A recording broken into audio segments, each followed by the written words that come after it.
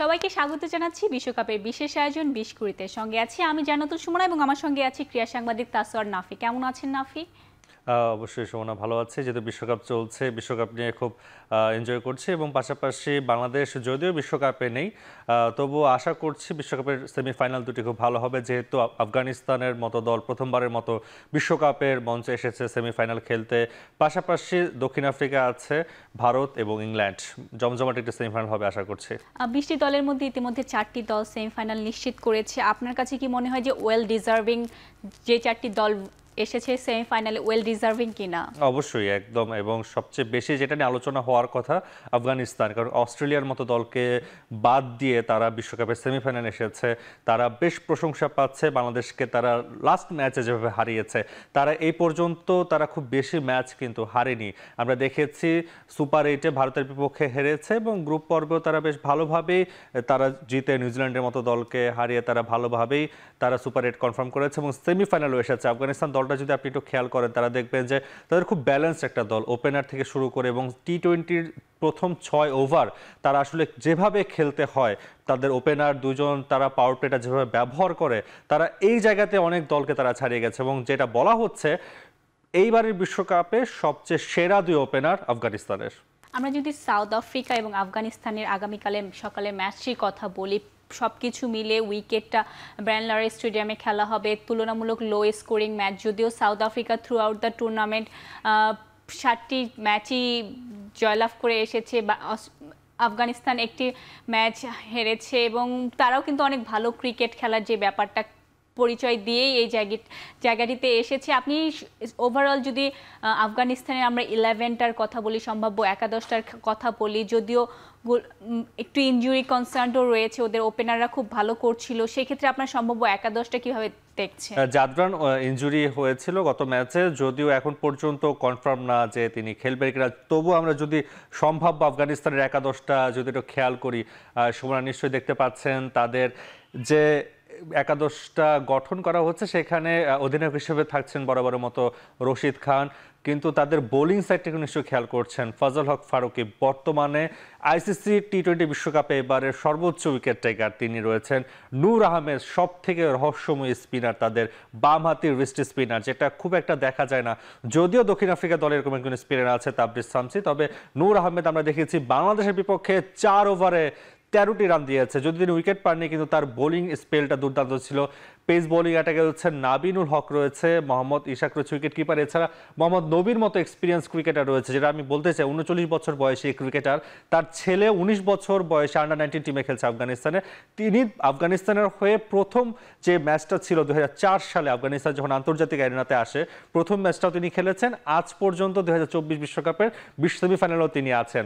Gulbadin Naib allrounder, pace bowling allrounder. Omarzai আছেন batter, Gurbaz, Ibrahim Zadran, এই দুইজন ওপেনার যে কোনো দলের জন্য হুমকি। আপনি দক্ষিণ আফ্রিকার যে পেস বোলিং অ্যাটাকটা আমরা জানি, সেই পেস বোলিং অ্যাটাকের জন্য খুব দুর্দান্ত দুজন ওপেনার খেলতে পারেন। এছাড়া বাকি বোলিং অ্যাটাকটাও আফগানিস্তানের দুর্দান্ত। রশিদ খানের মতো বিশ্বসেরা স্পিনারদের মধ্যে একজন এবং ওয়ার্ল্ড ওয়াইড তিনি ক্রিকেটটা খেলে এবং কি সিপিএল খেলার এক্সপিরিয়েন্স রয়েছে, অর্থাৎ যে মাঠে খেলা সিপিএল যে মাঠগুলোতে হয় সেই মাঠগুলোতে রশিদ খানের ভালো একটা অভিজ্ঞতা রয়েছে। আমরা আফগানিস্তান টিমটা খুব ব্যালেন্সড। আমরা যদি দক্ষিণ আফ্রিকা দলটা নিয়ে কথা বলি, দক্ষিণ আফ্রিকার মিডল অর্ডার ব্যাটাররাও বেশ এক্সপিরিয়েন্স। আমি যদি বলি হেনরিক ক্লাসেন রয়েছে, ডেভিড মিলারের মতো ফিনিশার রয়েছে। দক্ষিণ আফ্রিকার টিমটাও খুব ব্যালেন্স, তাদের পেস বোলিং অ্যাটাকটাও খুব ভালো। যদিও সেমিফাইনাল আমি দক্ষিণ আফ্রিকাকে এই জায়গাতে একটু হলেও শঙ্কার মধ্যে রাখতে চাই। আমরা কিন্তু জানি দক্ষিণ আফ্রিকার এটা একটা বদনামই রয়েছে যে সেমিফাইনালে গিয়ে হেরে যাওয়া, এবং তাদের কিন্তু চোকার্সও বলা হয়। সেক্ষেত্রে কিন্তু আমরা অনেকবারই শুনি লাকি 7-এর কথা, 6বার কিন্তু তারা সেমিফাইনালে গিয়ে হেরে গিয়েছে নকআউটে যে পেশাটা। এবার সপ্তমবারের মতো কি তারা সেমিফাইনালটি লাকি 7 করতে পারবে কিনা? খুব সহজ হবে বলা যাচ্ছে না দক্ষিণ আফ্রিকার। যদি একাদশটা, তাদের সম্ভাব্য একাদশটা নিশ্চয়ই খেয়াল করছেন। এডেন মার্করাম অধিনায়ক, কুইন্টন ডি কক খুব ভালো ফর্মে রয়েছে, ব্রেজা হেনড্রিক্স যদিও খুব তার নামের সাথে সুবিচার করতে পারছে না, ডেভিড মিলার শেষ দিকে ব্যাটিং করছে, 6-7 ব্যাটিং করছে, খুব ভালো ফিনিশিং করছে। 2টি ম্যাচ আমরা দেখেছি ভালো ফিনিশিং করে তিনি জিতিয়েছেন গ্রুপ পর্বে। হেনরিক ক্লাসেন সব থেকে বিপজ্জনক ব্যাটার যে কোনো বোলারের জন্য। আমরা আইপিএলে দেখেছি 50 ওভারের বিশ্বকাপে আমরা তার খেলা দেখেছি। টি-20 বিশ্বকাপে যদিও খুব একটা ফর্মে নেই, তবে আপনি তাদের মিডল অর্ডারটা খুবই শক্তিশালী। ট্রিস্টান স্ট্র্যাপস আছে, মার্কো জেনসেন অলরাউন্ডার, বামহাতি পেসার প্লাস ব্যাটিংও করে থাকেন ভালো। কেশব মহারাজ বা বামহাতি স্পিনার, যে কোনো দলের জন্য আসলে। তবে তাদের জন্য দু দলেরই ভালো একটা শক্তির জায়গায় রয়েছে, দু দলেরই বামহাতি রিস্ট স্পিনার রয়েছে, অর্থাৎ চায়নাম্যান তাবরিজ শামসি রয়েছে, ওই দলের নূর আহমেদ রয়েছে। আরেকটা কথা বলতে চাই, সেও কিন্তু নিয়মিত সিপিএল খেলে, তো উইকেটটা সম্পর্কে তার একটা বাড়তি ধারণা থাকবে এবং আমার কাছেও মনে হয় একাদশে থাকার বেশি পসিবিলিটি রয়েছে। এবং আগের ম্যাচেও কিন্তু 3টা উইকেট নিয়ে ম্যান অফ দ্য ম্যাচও হয়েছে শামসি। তো হয়তো বা সাউথ আফ্রিকার টিম সেক্ষেত্রে রিস্ক নেবে না, শামসিকে খেলানোর বড় একটা পরিকল্পনা থাকবে বা পসিবিলিটি থাকবে অবশ্যই। এবং এই যে মাঠটাতে খেলা হবে সেই মাঠটাতে আমি যদি পরিসংখ্যানগুলো একটু খেয়াল করি, সেখানে দেখতে পাই আমরা যেটা দেখতে পেরেছি যে পেসারদের একটা আধিপত্য রয়েছে। এবং প্রথম এই ব্র্যানলার স্টেডিয়ামে খুব বেশি ম্যাচ হয়নি, সর্বোচ্চ 3টি বা 4টি করে এক একজন ক্রিকেটার যারা এই মাঠটাতে খেলেছে। এবং নিউজিল্যান্ডের ট্রেন্ট বোল্ট বা টিম সাউদি, তারা এখন পর্যন্ত এই মাঠটাতে সর্বোচ্চ উইকেট টেকার, এবং তাদের ইকোনমিও খুব ভালো, 3 বা 3-এর কিছু উপরে রয়েছে তাদের ইকোনমি। এবং আরেকটা অবাক করার মতো বিষয় হচ্ছে এই যে ব্র্যানলার স্টেডিয়াম, যে মাঠটাতে প্রথম সেমিফাইনাল হবে আফগানিস্তান এবং দক্ষিণ আফ্রিকার বিপক্ষে, সেই মাঠে প্রথম 10 জন বোলারের মধ্যে 7 জনই পেস বোলার এবং উইকেট টেকিং এবং ইকোনমিক্যাল দিক দিয়ে। তবে বোঝাই যাচ্ছে যে এই মাঠটাতে আসলে ব্যাটারদের পেস বোলারের বিপক্ষে ব্যাটিং করাটা একটু হলেও কষ্টসাধ্য হতে পারে। যদি নামের বিচারের কথা চিন্তা করি, অবশ্যই সাউথ আফ্রিকায় যথেষ্ট strong bowling, pace bowling line up, তারা ওয়ার্ল্ড ওয়াইডই সবসময় পেস বোলিংয়ে ভালো বোলিং করে। কিন্তু যদি আপনি পরিসংখ্যানের বিচারে যান, সেক্ষেত্রে কিন্তু এবারে বিশ্বকাপে 2-3 জন বোলার কিন্তু আফগানিস্তান থেকে টপ 5-এ রয়েছে। তো সেই ক্ষেত্রে আপনি কাদের পেস বোলিং বা বোলিং অ্যাটাকটাকে কাদেরকে এগিয়ে রাখছেন? পেস বোলিংয়ে যদি বলি, অবশ্যই দক্ষিণ আফ্রিকার পেস বোলিং অ্যাটাকটা ভালো, রাবাদা রয়েছে, নরকিয়া রয়েছে। কিন্তু আফগানিস্তানের যারা এখন খেলছে তারা এখন খুবই ফর্মে রয়েছে এবং একটা জয়ের ধারায় রয়েছে। যেহেতু প্রথমবারের মতো বিশ্বকাপের সেমিফাইনাল খেলেছে আফগানিস্তান, খেলছে সেই জায়গাটাতে আফগানিস্তানের একটা খুব ভালো সুযোগ রয়েছে। আমি যদি আফগান ব্যাটিং লাইন আপনার কথা বলতে চাই, শুরুতেই বলছিলাম তার ওপেনার রহমানুল্লাহ গুরবাজ, তিনি যে 7 ম্যাচে 281 রান করেছে, এরকম 40-এর উপরে তিনি প্রতি ম্যাচের গড়ে রান করেছে। অবশ্যই তার একটা ভালো সুযোগ রয়েছে। এবং তার স্ট্রাইক রেট নিয়ে যদি বলতে চাই, সুমন 126-এর উপরে তার স্ট্রাইক রেট রয়েছে এবং একটি ম্যাচে তিনি 80 রানও করেছে। অর্থাৎ গুরবাজের দিক থেকে আফগানিস্তানের ওপেনার অবশ্যই ভালো একটা সুযোগ রয়েছে। এছাড়া যদি আফগানিস্তানের বোলিংয়ে বরাবরই নাম আসবে রশিদ খান, তিনি যে বোলিংটা করে থাকেন, তার যে স্পিন অ্যাটাকটা রয়েছে, ইকোনমির পাশাপাশি তিনি বাংলাদেশের বিপক্ষে তিনি 4টি উইকেট নিয়েছেন এবং এখন পর্যন্ত 7টি ম্যাচ খেলে তিনি 14টি উইকেট নিয়েছেন এবং 6-এর উপরে ইকোনমি রয়েছে বোলিং। অর্থাৎ টি-20-র জন্য খুব ভালো একটা অবস্থানে রয়েছে রশিদ খান। যে কোনো দলের বিপক্ষে রশিদ খান একটা ভালো চিন্তার বিষয়, এটা অবশ্যই আমাকে মানতে হবে। আফগানিস্তানের বোলিং বলেন, ব্যাটিং বলেন, এই সব সাইড মিলে দক্ষিণ আফ্রিকার খুব একটা সহজ জয় হবে বলে মনে হচ্ছে না। যদিও দক্ষিণ আফ্রিকার একটা বদনাম রয়েছে, আপনি যেটা বলছিলেন, চোকার্স। তবে আফগানিস্তানের এবারে একটা ভালো সুযোগ, দক্ষিণ আফ্রিকা যেহেতু তারা সেমিফাইনালে পেয়ে গেছে, এবং দক্ষিণ আফ্রিকার একটা বড় একটা সুযোগ রয়েছে যেহেতু আফগানিস্তান প্রথমবারের মতো সেমিফাইনালে গেছে, তাদের এই ম্যাচটা জেতার। এবার যদি আমরা ক্যাপ্টেন্সির দিকে যাই, একদিকে আফগানিস্তানের ক্যাপ্টেন্সি লাইক রাশিদ খান এবং আরেকদিকে সাউথ আফ্রিকার ক্যাপ্টেন হেড টু হেড দেন, আপনি প্ল্যানিং এবং প্রোগ্রামের দিক থেকে কাকে এগিয়ে রাখবেন? প্ল্যানিং দিকে কে বেশি ভালো, প্রেশার সিচুয়েশন বা নকআউটের মতো গেমের মধ্যে কে বেশি এগিয়ে থাকবে বলে আপনার কাছে মনে হয়? প্ল্যানিং এর দিক থেকে অবশ্যই দক্ষিণ আফ্রিকা যেহেতু অনেক বছর যাবত ক্রিকেট খেলছে এবং এর আগেও কয়েকটি বিশ্বকাপের আসরে তারা সেমিফাইনাল খেলেছে, যদিও খুব একটা ফাইনালের মঞ্চে আমরা দক্ষিণ আফ্রিকাকে দেখি না, সেক্ষেত্রে দক্ষিণ আফ্রিকার থেকে আফগানিস্তানের প্রেশারটা বেশি থাকবে। কারণ আফগানিস্তানের যে অর্জনটা ছিল সেরা অর্জন এখন পর্যন্ত তাদের এন্টায়ার ক্রিকেট লাইফে। তবে দক্ষিণ আফ্রিকার এই অর্জনের বেশি নেই, তার মানে তারা এখান থেকে আরো বেশি অর্জন করতে চাইবে। তাহলে দক্ষিণ আফ্রিকার প্রেশারটা সেই দিক থেকে বেশি হবে। তবে মাঠের এক্সপিরিয়েন্সে যেটা কথা বললেন, রশিদ খান অনেক এক্সপিরিয়েন্স, টি-20-তে অনেক ম্যাচ খেলেছেন, টি-20-তে তিনি ওয়ার্ল্ড ওয়াইড ক্রিকেট খেলেন, এমন কোনো জায়গা নেই টি-20 যেখানে রশিদ খানের উপস্থিতি নেই। সেই জায়গা থেকে এডেন মার্করামও অবশ্যই ক্রিকেটটা খেলছে। এডেন মার্করামের ফিল্ডিং নিয়ে আলাদা করে বলতে হয়, আমরা দেখেছি এইবারের সাউথ আফ্রিকা যে ম্যাচগুলো জিতছে দক্ষিণ আফ্রিকা, সেই ম্যাচগুলো অনেক প্রেশার টাইমে তারা জিতে গেছে, যেটা দক্ষিণ আফ্রিকার মধ্যে এতদিন দেখা যাচ্ছিল না।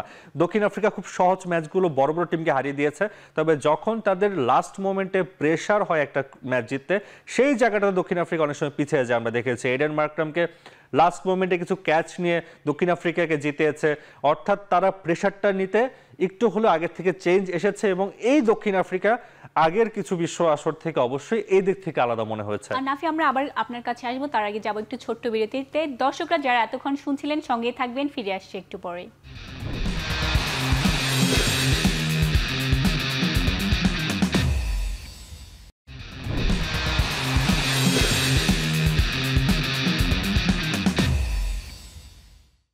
ফিরে এলাম আবারও বিরতির পরে। নাফি, আমরা শুনছিলাম সাউথ আফ্রিকা এবং আফগানিস্তানের ম্যাচটি সম্পর্কে এবং সম্ভবত একাদশ থেকে শুরু করে ম্যাচটি কীরকম হতে পারে। আমরা যদি এই ম্যাচে ওভারঅল মানে চিন্তা করি, সেক্ষেত্রে আপনার বোলিংয়ের দিক থেকে আপনি কাকে বাজির ঘোড়া হিসাবে ধরতে চান?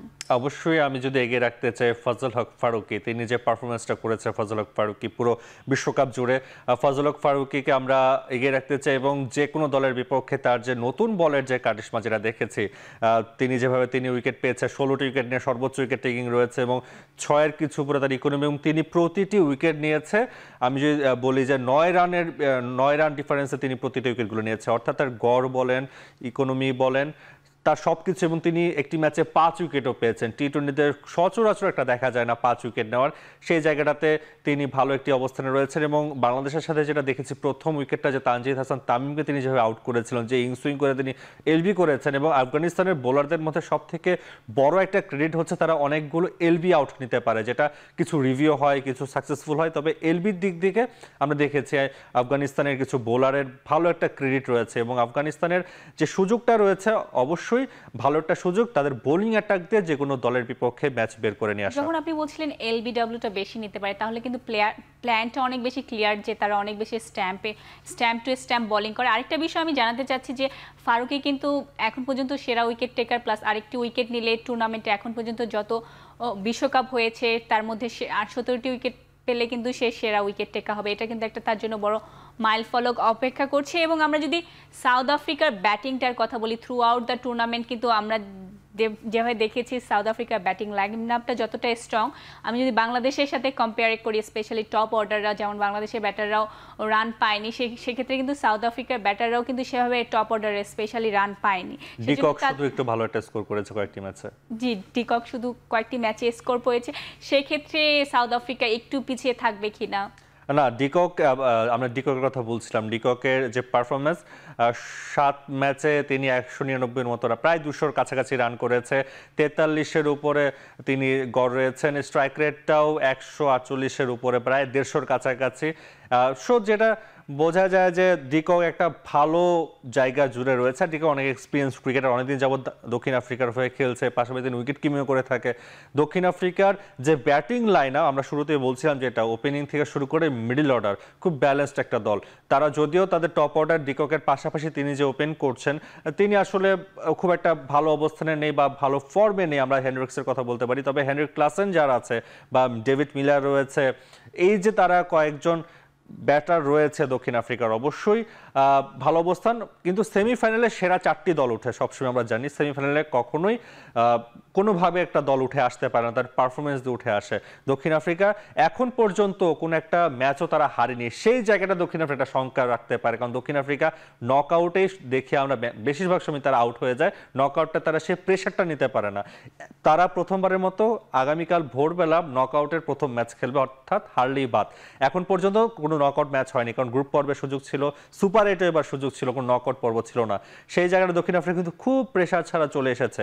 তবে এবার সেমিফাইনালে নকআউট পর্ব, দক্ষিণ আফ্রিকা যদি সেই প্রেশারটা না নিতে পারে, তাহলে তাদের একটা বিপদ অবশ্যই হতে পারে। আমরা যদি আবার আফগানিস্তান টিমের দিকে যে লাস্ট যে অস্ট্রেলিয়ার সাথে ম্যাচটি খেললো এবং বাংলাদেশের সাথে ম্যাচটি খেললো, ফেয়ারলেস খেলার যে ব্যাপারটা বা ইনটেন্ট গেমের মধ্যে, তারা কিন্তু একটি বারের মধ্যেও গেম ছেড়ে দেয়নি। বাংলাদেশের সাথে স্পেশালি ম্যাচটির কথা বলি, একটা সময় কিন্তু মনে হচ্ছিল যে বাংলাদেশ গেমসে চলে এসেছে এবং বাংলাদেশ উইন করবে এই ম্যাচে, কিন্তু যেভাবে তারা ফাইট ব্যাক করলো অ্যাজ এ টিম, বিলিভ, আত্মবিশ্বাসের যে জায়গাটা থ্রু আউট দ্য টুর্নামেন্ট, কিন্তু আফগানিস্তান আজকে সেমিফাইনালে তাদের আত্মবিশ্বাসের জায়গাটা কিন্তু মানে বাহির থেকেও খুবই বোঝা যাচ্ছিল যে প্রত্যেকটা প্লেয়ারই ক্লিয়ার উইথ দেয়ার প্ল্যান এবং প্লাস অনেক বেশি কনফিডেন্ট, সেক্ষেত্রে তারা এগিয়ে থাকবে কিনা? অবশ্যই আফগানিস্তানের যদি আপনি ক্রিকেটের ইতিহাসটা দেখেন, আমি বলছিলাম 2004 থেকে তাদের শুরু, 20 বছরের মাথায় তারা বিশ্বকাপের সেমিফাইনালে খেলছে, যেটা অনেক দেশ, যেহেতু এবার 20টি দল অংশগ্রহণ করেছে বিশ্বকাপের প্রথমবারের মতো টি20-তে, তবে অনেক দেশ 50 বছর যেটা করতে পারেনি,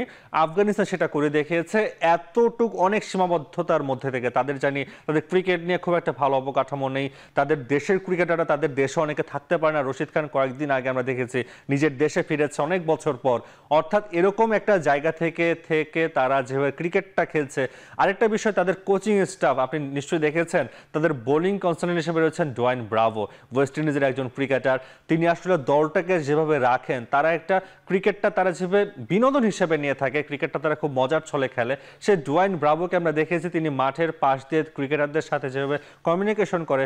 জোনাথন ট্রটকে আমরা দেখেছি, তিনি যে তার ইন্টারন্যাশনাল ক্যারিয়ারের পর তিনি আফগানিস্তানের দায়িত্ব নিয়েছে, আফগানিস্তান দায়িত্ব নেওয়ার পর আফগানিস্তান টিমকে প্রথমবারের মতো তাদের সেমিফাইনালে উঠেছে। এবং আপনি নিশ্চয়ই দেখেছেন বাংলাদেশের সাথে বিপক্ষে খেলার দিন যখন বৃষ্টি হচ্ছিল, যখন ডিএলএস পদ্ধতিতে দক্ষিণ আফ্রিকা 2 রানের মতো এগিয়েছিল, সেই সময়ে গুলবাদিন নাইব হঠাৎ করে তিনি পায়ে হ্যামস্ট্রিং এর একটা সমস্যার কারণে তিনি মাঠে শুয়ে পড়ে। তারপর এর আগে আমরা দেখছিলাম জোনাথন ট্রট দেখাচ্ছিল খেলাটা স্লো করতে, অর্থাৎ প্ল্যানিংটা ছিল এমন যদি বৃষ্টি হয়, ভালোভাবে বৃষ্টি শুরু হলে বাংলাদেশের খেলাটা এখানে শেষ হয়ে যাবে, আফগানিস্তান সেমিফাইনালে চলে যাবে।